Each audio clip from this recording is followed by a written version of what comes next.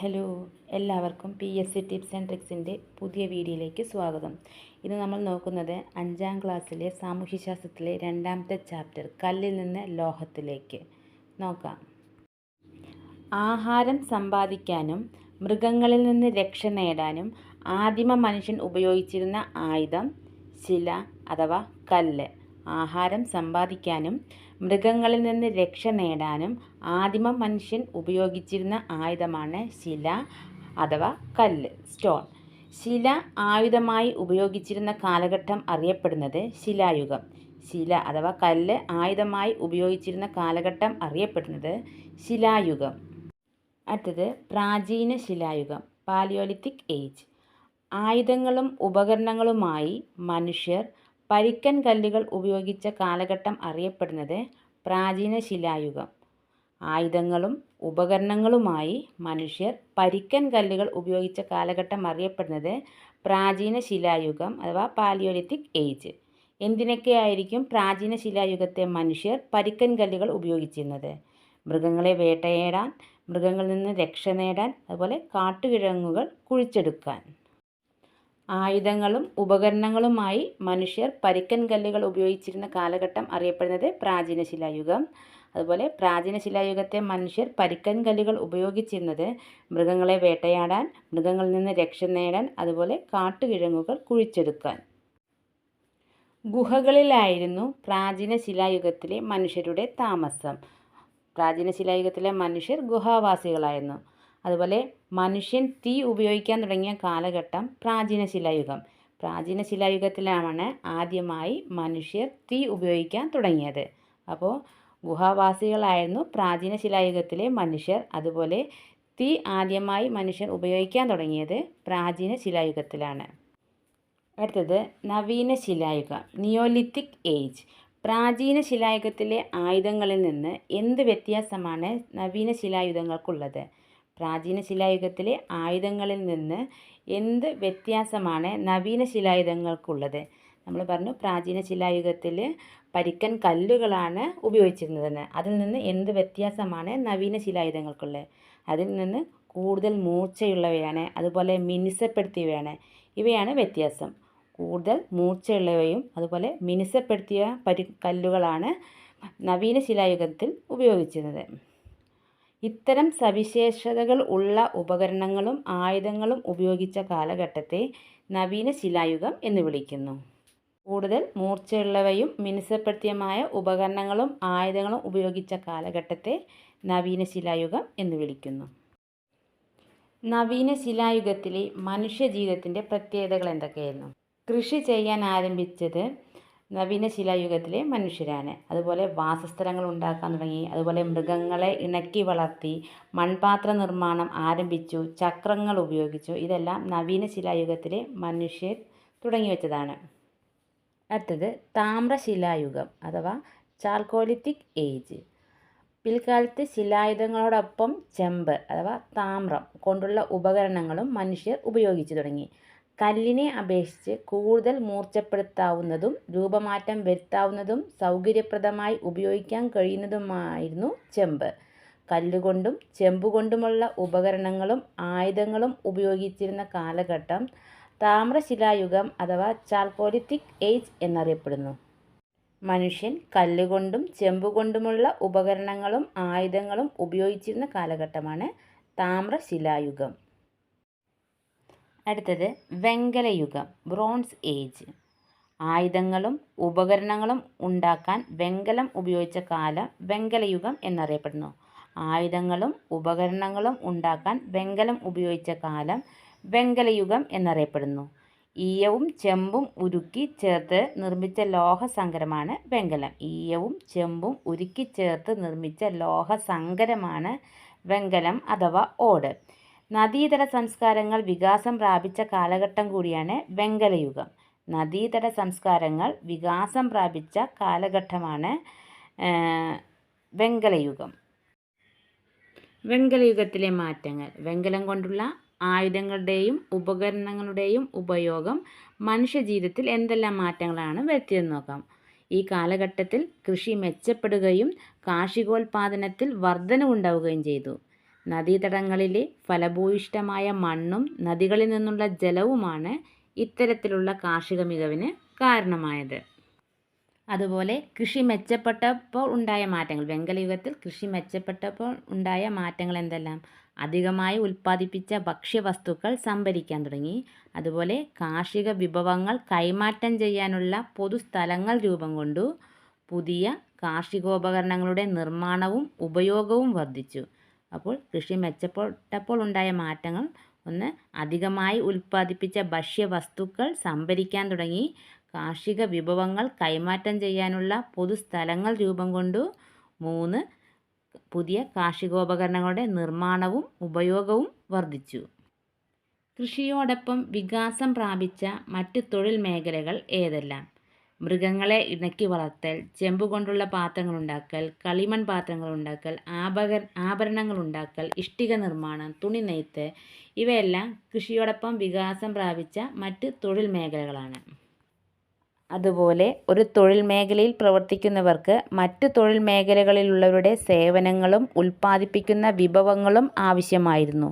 ഇത് ഉൽപ്പന്നങ്ങളുടെ കൈമാറ്റത്തിന് കാരണമായി. ഇത്തരം കൈമാറ്റങ്ങൾ സമൂഹത്തിൽ പരസ്പര ആശ്രയത്വം വളർത്തി. ഉൽപ്പാദിപ്പിക്കുന്ന വിഭവങ്ങൾ വിദൂര പ്രദേശങ്ങളിലേക്ക് കയറ്റി അയച്ചു. കരമാർഗവും കടൽ മാർഗവും കച്ചവട ബന്ധങ്ങൾ വളർന്നു. അതിൻ്റെ ഭാഗമായി ഗതാഗത സൗകര്യങ്ങൾ വികസിച്ചു. ഈ പ്രവർത്തനങ്ങളെ നിയന്ത്രിക്കുന്നതിനായി ഭരണ സംവിധാനങ്ങൾ രൂപപ്പെട്ടു. ഇക്കാലത്ത് എഴുത്തുവിദ്യയും രൂപപ്പെട്ടിരുന്നു. ഇത്തരം സവിശേഷതകളോടെ വിവിധ നദീതടങ്ങളിൽ പ്രാചീന നഗരങ്ങൾ വികസിച്ചു വന്നു. ഇവയാണ് വെങ്കലയുഗ സംസ്കാരങ്ങളുടെ കേന്ദ്രങ്ങൾ. പ്രധാന വെങ്കലയുഗ സംസ്കാരങ്ങൾ: 1, മെസൊപ്പൊട്ടേമിയൻ സംസ്കാരം. 2, ഈജിപ്ഷ്യൻ സംസ്കാരം. 3, ചൈനീസ് സംസ്കാരം. 4, ഹാരപ്പൻ സംസ്കാരം. ആദ്യം നോക്കുന്നത് മെസൊപ്പൊട്ടേമിയൻ സംസ്കാരം. യൂഫ്രട്ടീസ്, ടൈഗ്രീസ് നദീതടങ്ങളിൽ നിലനിന്നിരുന്ന സംസ്കാരമാണ് മെസൊപ്പൊട്ടേമിയൻ സംസ്കാരം. മെസൊപ്പൊട്ടേമിയ എന്ന വാക്കിനർത്ഥം 2 നദികൾക്കിടയിലുള്ള പ്രദേശം. 2 നദികൾക്കിടയിലുള്ള പ്രദേശം. മെസൊപ്പൊട്ടേമിയൻ സംസ്കാരക്കാർ വികസിപ്പിച്ച ലിപിയാണ് ക്യൂണിഫോം. മെസൊപ്പൊട്ടേമിയൻ സംസ്കാരം നിലനിന്നിരുന്ന രാജ്യം ഇറാഖ്. അപ്പോൾ യൂഫ്രട്ടീസ്, ടൈഗ്രീസ് നദീതടങ്ങളിൽ നിലനിന്നിരുന്ന സംസ്കാരം മെസൊപ്പൊട്ടേമിയൻ സംസ്കാരം. മെസൊപ്പൊട്ടേമിയ എന്ന വാക്കിനർത്ഥം 2 നദികൾക്കിടയിലുള്ള പ്രദേശം. മെസൊപ്പൊട്ടേമിയക്കാർ വികസിപ്പിച്ചെടുത്ത ലിപിയാണ് ക്യൂണിഫോം ലിപി. മെസൊപ്പൊട്ടേമിയൻ സംസ്കാരം നിലനിന്നിരുന്ന രാജ്യം ഇറാഖ്. ക്യൂണിഫോം ലിപി നമ്മൾ പറഞ്ഞു, മെസൊപ്പൊട്ടേമിയക്കാർ വികസിപ്പിച്ചെടുത്ത ഒരു ലിപിയാണ് ക്യൂണിഫോം ലിപി. പുരാതനമായ എഴുത്ത് ലിപികളിൽ ഒന്നാണ് ക്യൂണിഫോം ലിപി. സുമേറിലാണ് ഇത് ആരംഭിച്ചത്. ആപ്പിൻ്റെ രൂപത്തിലുള്ള വെഡ്ജ് ഷേപ്പ്ഡ് ചിത്രലിപിയാണിത്. ആപ്പിൻ്റെ രൂപത്തിലുള്ള ചിത്രലിപിയാണിത്. എഴുത്തുപ്രതലം കളിമൺ പാളികളായിരുന്നു. അടുത്തത് സിഗുറാത്തുകൾ. അതുപോലെ പ്രധാനപ്പെട്ട ഒന്നാണ് സിഗുറാത്തുകൾ. സിഗുറാത്തുകൾ ദേവാലയ സമുച്ചയങ്ങളാണ്. ഇതിൻ്റെ പുറംഭാഗം ചുട്ടെടുത്ത ഇഷ്ടികകൾ കൊണ്ടാണ് നിർമ്മിച്ചിരിക്കുന്നത്. 25ഓളം സിഗുറാത്തുകൾ ഈ പ്രദേശങ്ങളിൽ നിർമ്മിക്കപ്പെട്ടതായി കണ്ടെത്തിയിട്ടുണ്ട്. ഇവയിൽ ഉർ എന്ന നഗരത്തിലെ സിഗുറാത്ത് ഇന്നും സംരക്ഷിക്കപ്പെടുന്നു. അപ്പോൾ സിഗുറാത്ത് എന്ന് പറഞ്ഞാൽ ദേവാലയ സമുച്ചയങ്ങളാണ്. ഇതിൻ്റെ പുറംഭാഗം ചുട്ടെടുത്ത ഇഷ്ടികകൾ കൊണ്ടാണ് നിർമ്മിച്ചിരിക്കുന്നത്. 25ഓളം സിഗുറാത്തുകൾ ഈ പ്രദേശങ്ങളിൽ നിർമ്മിക്കപ്പെട്ടതായി കണ്ടെത്തിയിട്ടുണ്ട്. ഇപ്പോഴും സംരക്ഷിച്ചു പോകുന്നത് ഊർ എന്ന നഗരത്തിലെ സിഗുറാത്താണ്. അടുത്തത് ഈജിപ്ഷ്യൻ സംസ്കാരം. നൈൽ നദീതടത്തിൽ വളർന്നു വന്ന സംസ്കാരമാണ് ഈജിപ്ഷ്യൻ സംസ്കാരം. ഈജിപ്ഷ്യൻ സംസ്കാരം. മെസൊപ്പൊട്ടേമിയൻ സംസ്കാരം എവിടെയായിരുന്നു? യൂഫ്രട്ടീസ്, ടൈഗ്രീസ് നദീതടങ്ങളിൽ നിലനിന്നിരുന്ന സംസ്കാരമാണ് മെസൊപ്പൊട്ടേമിയൻ. ഈജിപ്ഷ്യൻ നൈൽ നദീതടത്തിൽ വളർന്നു വന്ന സംസ്കാരം. നൈലിൻ്റെ ദാനം എന്ന് വിശേഷിപ്പിക്കുന്നത് ഈജിപ്തിനെയാണ്. അതുപോലെ ഈജിപ്തിൽ രൂപം കൊണ്ട ലിപി ഹൈറോഗ്ലിഫിക്സ്. മെസൊപ്പൊട്ടേമിയൻ സംസ്കാരക്കാർ വികസിപ്പിച്ച ലിപിയായിരുന്നു ക്യൂണിഫോം. ഇതിൽ ഈജിപ്തിൽ രൂപം കൊണ്ട ലിപി ഹൈറോഗ്ലിഫിക്സ്. ലോകപ്രസിദ്ധമായ പിരമിഡുകൾ ഈജിപ്ഷ്യൻ സംസ്കാരത്തിൻ്റെ ഭാഗമാണ്.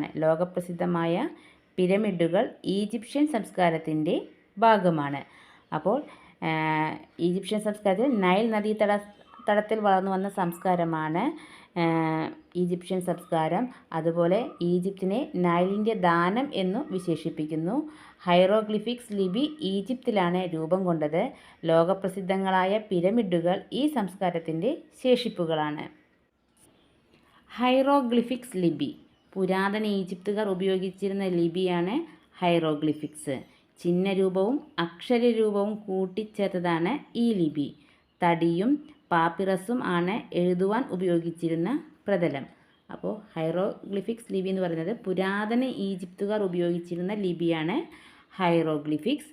ചിഹ്നരൂപവും അക്ഷരരൂപവും കൂട്ടിച്ചേർത്തതാണ് ഈ ലിപി. തടിയും പാപ്പിറസുമാണ് എഴുതുവാൻ ഉപയോഗിച്ചിരുന്ന പ്രതലം. മെസപ്പൊട്ടേമിയൻ സംസ്കാരം നോക്കുമ്പോൾ നമ്മൾ പറഞ്ഞു ക്യൂണിഫോം ലിപിയിൽ കളിമൺ പാളികളായിരുന്നു എഴുത്തുപ്രതലം. ക്യൂണിഫോം ലിപിയുടെ പ്രതലം എന്ന് പറയുന്നത് എഴുത്തുപ്രതലം എന്ന് പറയുന്നത് കളിമൺ പാളികളായിരുന്നു. ഹൈറോഗ്ലിഫിക്സ് ലിപിയിൽ തടിയും പാപ്പിറസുമാണ് എഴുതുവാൻ ഉപയോഗിച്ചിരുന്ന പ്രതലം. പിരമിഡുകൾ ഈജിപ്തിലെ ഭരണാധികാരികളായിരുന്ന ഫറോവന്മാരുടെ ശവകുടീരങ്ങളാണ് പിരമിഡുകൾ. കുഫു രാജാവ് നിർമ്മിച്ച ഗിസയിലെ പിരമിഡാണ് ഇവയിൽ ഏറ്റവും വലുത്. ഈജിപ്തിലെ ഭരണാധികാരികളായിരുന്ന ഫറോവന്മാരുടെ ശവകുടീരങ്ങളാണ് പിരമിഡുകൾ. കുഫു രാജാവ് നിർമ്മിച്ച ഗിസയിലെ പിരമിഡാണ് ഇവയിൽ ഏറ്റവും വലുത്. അടുത്തത് ചൈനീസ് സംസ്കാരം. ഹൊയാങ്ഹോ നദീതീരത്ത് രൂപം കൊണ്ട സംസ്കാരമാണ് ചൈനീസ് സംസ്കാരം. വെങ്കലയുഗത്തിൽ രൂപം കൊണ്ട് ഇന്നും ചൈനയിൽ നിലനിൽക്കുന്ന ലിപി ചൈനീസ് ലിപി. ചൈനീസ് സംസ്കാര ജനത വെങ്കല ശില്പങ്ങൾ നിർമ്മിക്കുന്നതിൽ വിദഗ്ധരായിരുന്നു. അപ്പോൾ ഹൊയാങ്ഹോ നദീതീരത്ത് രൂപം കൊണ്ട സംസ്കാരം ചൈനീസ് സംസ്കാരം.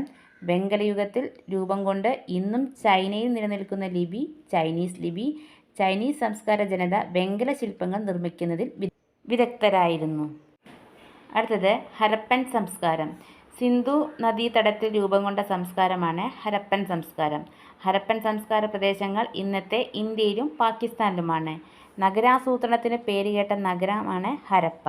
ഹരപ്പൻ സംസ്കാരത്തിലെ തെരുവുകൾ, അഴുക്കുചാലുകൾ, ധാന്യപ്പുരകൾ, കച്ചവട കേന്ദ്രങ്ങൾ, ചുടുകട്ടകൾ കൊണ്ട് നിർമ്മിച്ച ബഹുനില വീടുകൾ എന്നിവ ആധുനിക ലോകത്തെ പോലും അത്ഭുതപ്പെടുത്തുന്നവയാണ്. അപ്പോൾ സിന്ധു നദീതടത്തിൽ രൂപം കൊണ്ട സംസ്കാരം ഹരപ്പൻ സംസ്കാരം. ഹരപ്പൻ സംസ്കാര പ്രദേശങ്ങൾ ഇന്നത്തെ ഇന്ത്യയിലും പാകിസ്ഥാനിലുമാണ്. നഗരാസൂത്രണത്തിന് പേരുകേട്ട നഗരം ഹരപ്പ. ഹരപ്പൻ സംസ്കാരത്തിലെ തെരുവുകൾ, അഴുക്കുചാലുകൾ, ധാന്യപ്പുരകൾ, കച്ചവട കേന്ദ്രങ്ങൾ, ചുടുകട്ടകൾ കൊണ്ട് നിർമ്മിച്ച ബഹുനില വീടുകൾ എന്നിവ പ്രസിദ്ധങ്ങളായിരുന്നു. ഹരപ്പയിലെ ജനങ്ങൾക്ക് എഴുത്തുവിദ്യ അറിയാമായിരുന്നു. സിന്ധു നദീതട സംസ്കാരത്തിലെ പ്രധാന നഗരങ്ങൾ മൊഹൻജദാരോ, ഹരപ്പ, കാലിബംഗൻ, ലോഥാൾ. അപ്പോൾ ഹരപ്പയിലെ ജനങ്ങൾക്ക് എഴുത്തുവിദ്യ അറിയാമായിരുന്നു. അതുപോലെ സിന്ധു നദീതട സംസ്കാരത്തിലെ പ്രധാന നഗരങ്ങളാണ് മൊഹൻജദാരോ, ഹരപ്പ, കാലിബംഗൻ, ലോഥാൾ. മഹാസ്നാനഘട്ടം. ഹരപ്പൻ സംസ്കാരത്തിൻ്റെ പ്രധാന ശേഷിപ്പുകളിൽ ഒന്നാണ് മഹാസ്നാനഘട്ടം. മോഹൻജദാരോയിലാണ് ഇത് നിലനിന്നിരുന്നത്. മഹാസ്നാനഘട്ടം ഹരപ്പൻ സംസ്കാരത്തിൻ്റെ പ്രധാന ശേഷിപ്പുകളിൽ ഒന്നാണ്. മൊഹൻജദാരോയിലാണ് ഇത് നിലനിന്നിരുന്നത്. ഇത്രയുമാണ് ഈ ചാപ്റ്ററിൽ ഉൾക്കൊണ്ടിരിക്കുന്നത്. നമുക്ക് സംഗ്രഹം നോക്കാം. മനുഷ്യർ പരുക്കൻ കല്ലുകൾ ഉപകരണങ്ങളായി ഉപയോഗിക്കുന്ന കാലഘട്ടമായിരുന്നു പ്രാചീന ശിലായുഗം. മിനുസപ്പെടുത്തിയ കല്ലുകൾ ഉപകരണങ്ങളായി ഉപയോഗിച്ചിരുന്ന കാലഘട്ടമായിരുന്നു നവീന ശിലായുഗം. നവീന ശിലായുഗത്ത് കൃഷി, മൃഗപരിപാലനം, സ്ഥിരതാമസം തുടങ്ങിയവ ആരംഭിച്ചു. വെങ്കലയുഗത്തിൽ നദീതട സംസ്കാരങ്ങൾ വികാസം പ്രാപിച്ചു. അതുപോലെ മെസപ്പൊട്ടേമിയൻ സംസ്കാരം, ഈജിപ്ഷ്യൻ സംസ്കാരം, ചൈനീസ് സംസ്കാരം, ഹരപ്പൻ സംസ്കാരം എന്നിവയായിരുന്നു വെങ്കലയുഗത്തിലെ പ്രധാന നദീതട സംസ്കാരങ്ങൾ. അപ്പോൾ ഇത്രയേ ഉള്ളൂ ഈ ചാപ്റ്ററിൽ. Thank you so much for watching.